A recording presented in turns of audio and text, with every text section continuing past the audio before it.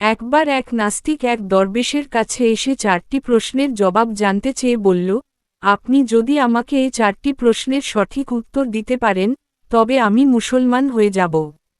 প্রশ্ন 4টি হল, 1 বলা হয় যে, আল্লাহ সকল কিছুর স্রষ্টা।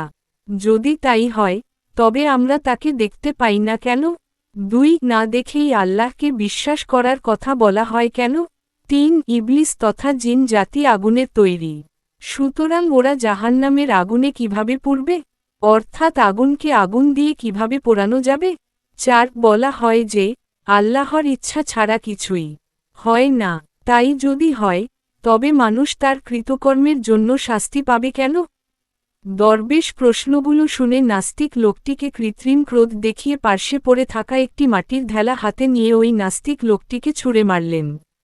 এতে লোকটির মাথায় আঘাত লেগে ফেটে গেল। তখন দরবেশ বললেন, এ হচ্ছে তোমার 4টি প্রশ্নের জবাব।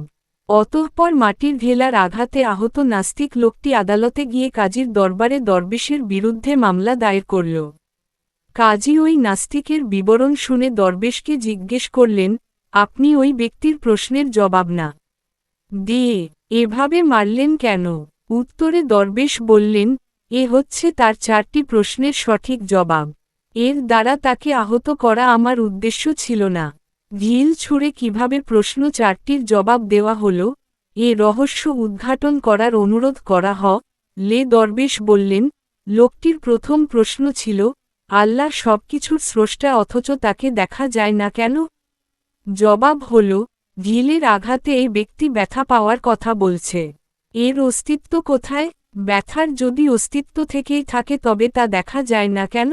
ব্যথা বিদ্যমান থাকা সত্ত্বেও যেমন তা চোখে দেখা যায় না, তেমনি আল্লাহ অস্তিত্বশীল হওয়া সত্ত্বেও তাকে চর্মচোখে দেখা যায় না।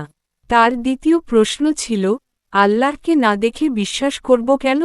চোখে না দেখে যদি ব্যথার কথা বিশ্বাস করা যায়, তবে আল্লাহকে না দেখে বিশ্বাস করতে অসুবিধা কোথায়? তার তৃতীয় প্রশ্ন ছিল, শয়তান ও জিন আগুনের তৈরি হয়েও জাহান্নামের আগুনে পুড়বে কিভাবে? উত্তর, মানুষও মাটির তৈরি। মাটির তৈরি মানুষকে যদি মাটির চেলার আঘাতে ব্যথা দেওয়া যায়, তবে আগুনের তৈরি জিনকে আগুনে পোড়ানো যাবে না কেন? তার চতুর্থ প্রশ্ন ছিল, আল্লাহর ইচ্ছা ছাড়া কোনো কিছুই ঘটে না, তাহলে মানুষের কৃতকর্মের জন্য মানুষকে শাস্তি দেওয়া হবে কেন?